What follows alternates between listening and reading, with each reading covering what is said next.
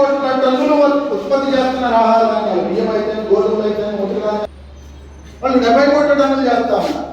ఎందుకని చేస్తా ఉన్నారు? ఇప్పుడు అమెరికా ఉంది, 68 కోట్ల టన్నులు వాళ్ళు ఆహార ధాన్యాలు ఉత్పత్తి చేస్తా ఉన్నాడు అమెరికా వాళ్ళు. ఎందుకు మనం సగానికి సగంలో ఉన్నాం? దానికి కారణం ఏంటి అంటే వాళ్ళు పరిశోధనలు చేశాం.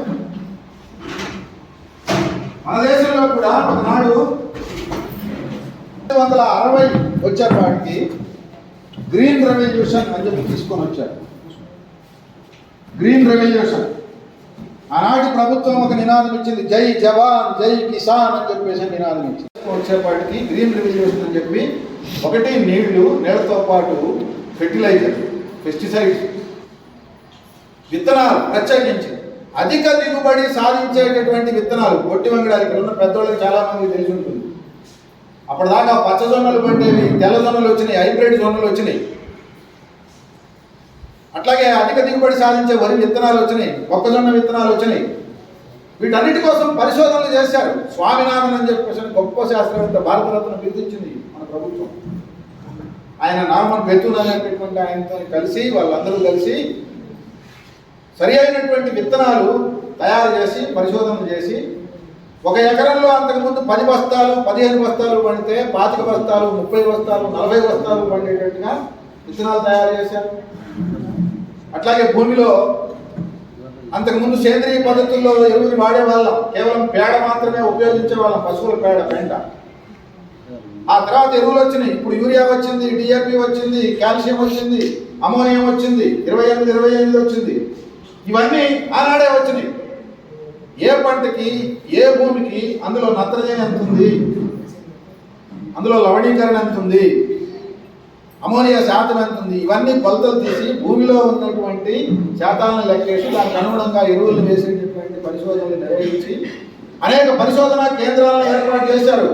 మన దగ్గర 1970లో మన హైదరాబాద్లో ఇక్రిసాట్ అంటే సాధారణంగా ఉపగ్రహాల కోసం వాడేటటువంటి మాటని చెప్పేసి అనుకుంటాం. మన దగ్గర పటాన్ చెరువులు ఇక్రిసాట్ని పెట్టారు, ఇంటర్నేషనల్ క్రాప్ రీసెర్చ్ సెంటర్ అని చెప్పేసి పెట్టారు. ఇది ప్రధానంగా ఏంటంటే మెట్ట ప్రాంతాల్లో, ఉష్ణోగ్రత ఉన్నటువంటి ప్రాంతాల్లో వ్యవసాయాన్ని ఎట్లా చేయాలి అని చెప్పేసి పరిశోధన చేయడం కోసం పెట్టారు. ఆ పరిశోధనల్లో నుంచి ఇక్కడి దాకా వచ్చాం. మనం ఆహారంలో స్వయం సమృద్ధిని సాధించి కొద్దిగా గొప్ప మనం ఎగుమతి చేసేటటువంటి దశకి మనం చేరుకున్నాం. ఆ పరిశోధనలు ఆ దేశాలు కొనసాగిస్తూ ఉన్నాయి. ఇప్పుడు అమెరికా వాడి జీడిపిలో 3% పరిశోధనల కోసం కేటాయిస్తాం. వాడి దేశంలో మొత్తం ఉత్పత్తి అయ్యే దాంట్లో 3 రూపాయలు తీసి పరిశోధనకు కేటాయిస్తాం, 3% తీసి. చైనా వాళ్ళు 2.72 రూపాయలు 75 పైసలు కేటాయిస్తాము, మనం 63 పైసలు కేటాయిస్తాం పరిశోధన. ప్రపంచంలోనే పోటీ వస్తుంది, వాడు 34% నాకు స్టెప్పులు ఉంటుంది అని అంటా ఉన్నాడు. మరి నువ్వు 34% స్టెప్పులు వచ్చేటటువంటి పత్తి విత్తనాన్ని తయారు చేయాలి కదా. మనం 40 క్వింటాలు ధాన్యం 40 బస్తాలు పండిస్తున్నాము ధాన్యం. ఎక్కువ పండితే 40, 45, మరి మీ ప్రాంతంలో ఇంకేమన్నా ఎక్కువ పడుతుందేమో తెలియదు. కానీ వాళ్ళు 80, 70 క్వింటాలు పండిస్తూ ఉన్నారు. ఎందుకని? వాళ్ళు పరిశోధన చేస్తున్నారు. స్వజాతి విజాతి ఉన్న వాటిని అన్నింటినీ కలిపేసి నూతన వంగడాలను సృష్టించి ఒకదానికి ఫలదీకరణ చేసి కొత్త విత్తనాలను సృష్టించేటటువంటి పని చేస్తూ ఉన్నారు. నరేంద్ర మోడీ దేని మీద పరిశోధన చేస్తున్నారు? ఇవాళ మన పరిశోధనా కేంద్రాలన్నీ మూతపడుతున్నాయి. మన పరిశోధనా కేంద్రాల్లో ఉద్యోగులు లేరు, ఉద్యోగులు ఉంటే జీతాలు లేవు, ఉద్యోగులు జీతాలు ఉంటే పరిశోధన చేయడానికి అవసరమైనటువంటి అధునాతన యంత్ర పరికరాలు, మెషినరీ లేదు. పరిశోధన అసలు దేని మీద చేస్తున్నారు? మన దేశంలో ఆవు మీద, ఆవు పేడ మీద, ఆవు మూత్రం మీద, ఆవు వెంట్రుక మీద, ఆవు సొల్లు మీద పరిశోధనలు చేస్తూ ఉన్నారు ఈ దేశంలో. పంటల మీద పరిశోధన చేసి ఉత్పత్తిని పెంచి కాపాడుకోవలసినటువంటి ఈ దేశ వ్యవసాయ రంగాన్ని, ఆవు అనేది పరబ్రహ్మ స్వరూపం, గోమాత. అందులో ఆవు వల్ల జరిగేటటువంటి ఉపయోగాలు ఏమున్నాయో అని మనం మీరు ఇప్పుడు చూడండి. లీటర్ పాలు కష్టపడి రైతు గడ్డి తెచ్చి పశువుకేసి దాన్ని రోజంతా కాపు కాసి ఇంటికాడ ఉండి దాన్ని గడిగి శుద్ధి చేసి ఇదంతా చేస్తే ఆవు పాలు కేంద్రానికి పోస్తే 10% వెన్న వస్తే SNF 10% వస్తే ఆవు లీటర్ పాలకు వచ్చేదేమో 60 రూపాయలు. ఇప్పుడు రామ్దేవ్ బాబా అనేవాడు ఉన్నాడు, వాడి షాపులు నడుస్తూ ఉంటాయి, మీకు మీ ఆర్మూర్లో ఉన్నాయో లేవో. అందులో ఆవు మూత్రం బాటిల్స్ ఉంటాయి, 110 రూపాయలు ఆవు మూత్రం బాటిల్. ఆవు మూత్రం బాటిల్ తీసుకొచ్చి ఆడ పెడితే పాలు 60 రూపాయలు, మూత్రం 110 రూపాయలు. ఎటు పోతున్నాం? మన దేశాన్ని ఎటు తీసుకుపోతున్నాం? మీరు చిన్న చిన్న ఇది కూడా ఉంటాయి, ఆ లీటర్ 100 గ్రాముల కాడ నుంచి ఆడు దాన్ని రామ్దేవ్ బాబా సర్వ్ చేసుకొని దాని పేరు షాప్ పేరు ఏదో చెప్తారు, రామ్దేవ్ బాబా పతంజలి. మీరు పతంజలి షాపుల్లో పెడితే కనపడతాయి ఆవు మూత్రం. దానికి పూర్తి సబ్సిడీ ఇస్తుంది ఈ ప్రభుత్వం. ఇప్పుడు రామ్దేవ్ బాబాకి ఆయన ఈ పతంజలికి తయారు చేసేటటువంటి సరుకుల మీద GST లేదు, IT లేదు, ఇవన్నీ వ్యవసాయ ఉత్పత్తులే అని చెప్పేసి అని వాళ్ళకి సర్టిఫికేట్. సాధారణ రైతు ఎవరైనా కష్టపడి పనిచేసేదైనా పంట పండించి ఎగుమతి చేద్దాము అని చెప్పేసి అంటే 50% పన్ను అమెరికా వాడేస్తామంటే మాట్లాడినటువంటి పరిస్థితిలోకి మనం తయారైపోయినటువంటి పరిస్థితి. అందుకనే ఇవాళ మనం అనేది గ్రీన్ రెవల్యూషన్ లాంటి రెవల్యూషన్లు రావాలి. ఒక గ్రీన్ రెవల్యూషన్ కాదు, ఆనాడు పంటలకి ఎరువులు విత్తనాలు పరిశోధనలు వచ్చినాయి. పింక్ రెవల్యూషన్ అని చెప్పేసి వచ్చింది, కోళ్ళు పెంచుకోవడం, మాంసం ఉత్పత్తి చేయడం.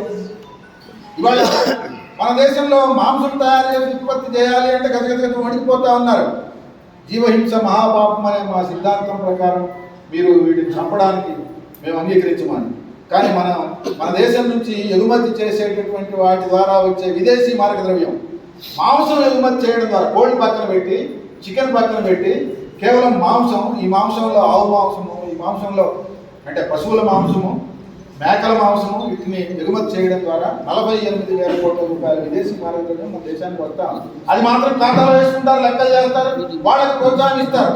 కానీ ఒక సాధారణ పేద వాడు ఎవడైనా ఈ పశువుల్ని అటు ఇటు కాలుతా ఉంటాను, నువ్వు కోత కోసమే చేస్తా ఉన్నానని చెప్పి దాడి చేసి చంపేసేటటువంటి స్థితిని చూస్తాను. కేంద్రంలోని నరేంద్ర మోడీ ప్రభుత్వము కార్పొరేట్లకు దాసం అవుతోంది.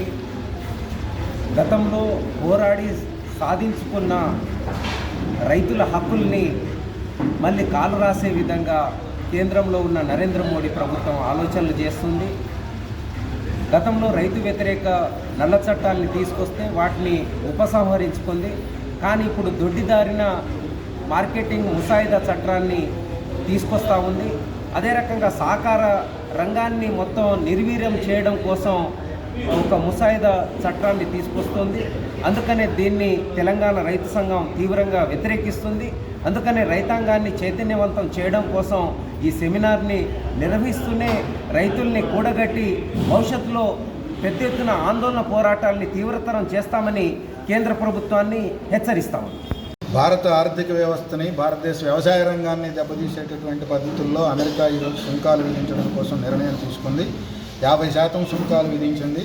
ఈ సుంకాల విధింపుని తీవ్రంగా పరిగణించాల్సినటువంటి మన ప్రభుత్వం, కేంద్ర ప్రభుత్వం ప్రత్యేకించి వ్యవహరించేటటువంటి తీరు సరిగా లేదు. ఈ దేశ సార్వభౌమాధికారాన్ని, సమగ్రతను నిలబెట్టేటటువంటి పద్ధతుల్లో లేదు. ఒకవైపున ట్రంప్ 50% సుంకాలు మన వ్యవసాయ ఎగుమతుల మీద, ఇతర వస్తువుల ఎగుమతుల మీద వేస్తూ ఉంటే, ట్రంప్ మన దేశానికి చేసేటటువంటి దిగుమతుల మీద ఉన్న సుంకాన్ని కూడా రద్దు చేసేటటువంటి, ఉదాహరణకు పత్తి మీద 11% పన్ను ఉండేది. ఇప్పుడు అమెరికా నుంచి మన దేశానికి దిగుమతి చేస్తే ₹1 కూడా పన్ను లేకుండా 0 ట్యాక్స్తోని పత్తిని ఇక్కడికి దిగుమతి చేయడానికి మన ప్రభుత్వం అవకాశం ఇచ్చింది.